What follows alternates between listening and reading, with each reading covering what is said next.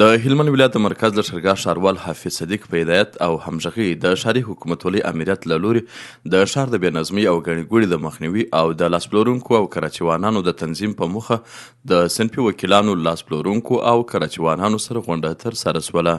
په پیل کې د ښاري حکومتولۍ امیر ملا فیض الله اخوند عالي قدر امیر المؤمنین حفظه الله تعالی 21 ګڼې فرمان د محتوا او ارزش په اړه معلومات وړاندې کړل او ویل د یاد فرمان عملي کول د ښاروالۍ او ټولو ښاریانو ګډ مسؤلیت دی. نوموړي زیاته کړې چې لښکرګاه ښاروالۍ د فرمان د ښه تطبیق لپاره د ښار په بېلابېلو سیمو کې د لاس پلورونکو او کراچیوانانو لپاره ځانګړی ځای مشخص کړی دی.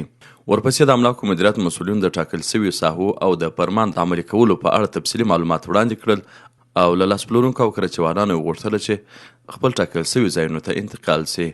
د غونډې په پای کې صنفي وکیلانو، لاس پلورونکو او کراچیوانانو د ښاروالۍ له مسؤلینو سره د همکارۍ ډاډ څرګند کړ او ژمنه یې وکړه چې خپلو نوي ټاکل شوي ځایونو ته به انتقالیږي.